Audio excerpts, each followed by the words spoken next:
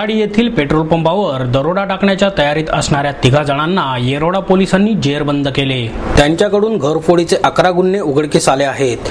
या आरोपींकडून चोरीतील 7,82,240 रुपयांचा मुद्देमाल हस्तगत करण्यात आला आहे।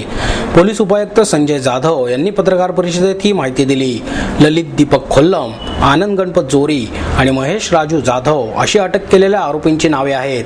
यातील खोल्लमवर घरफोडी, चोरी आणि वाहन चोरीचे 39 गुन्हे दाखल आहेत। जोरीवर अशाच गुन्ह्यांसोबत खुनाच्या गुन्ह्यासह 11 गुन्हे दाखल आहेत, तर जाधववरही यापूर्वी चोरीचा गुन्हा आहे। या आरोपींचे आणखी 2 साथीदार अद्याप फरारी असून पोलीस त्यांचा शोध घेत आहेत। पोलिसांनी अटक केलेल्या आरोपींकडून गावठी पिस्तूल, 3 जिवंत कारतुसे, सत्तूर, कटावणी, कोयता, मिरची पूड या दरोड्यासाठी लागणाऱ्या साहित्यासह चोरीमध्ये मिळवलेली इंडिका विस्टा मोटार, सोन्या चांदीचे दागिने, 2 लॅपटॉप, 3 LCD टीव्ही असा मुद्देमाल हस्तगत केला आहे। या आरोपींकडून उघड झालेल्या घरफोडीच्या 11 गुन्ह्यांपैकी विमानतळ आणि विश्रांतवाडी पोलीस ठाण्याचे प्रत्येकी 2, सांगवीचे 4, येरोडा, निगडी आणि देहू रोड पोलीस ठाण्याकडील प्रत्येकी 1 गुन्ह्याचा समावेश आहे। वरिष्ठ पोलीस निरीक्षक प्रकाश शहा, सहाय्यक पोलीस निरीक्षक महेश बोळकोटगी, हवालदार DD पुरी, VE शिंदे, VR गायकवाड यांनी हा तपास केला।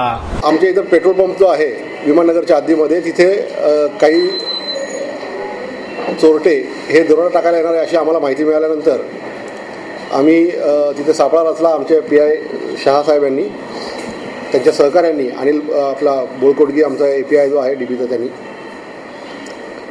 आणि तिथे आम्ही 3 लोकांना पकडलं। 2 जण पळून गेले त्यापैकी।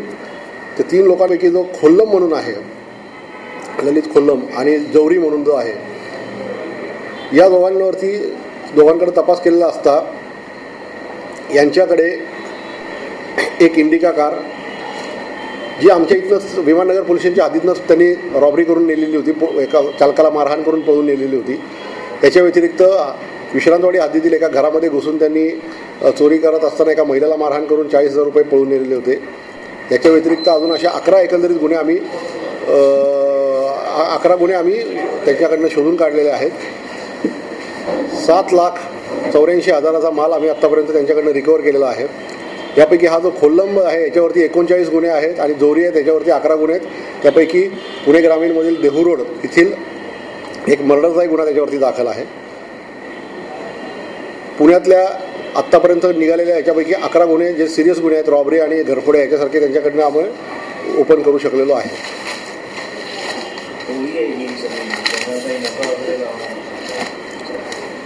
आत्ता आम्हाला हे मिळालेले आहे, 3 दिवस झालेले आहेत। याच्या पाठीमागं जे चालू होईल,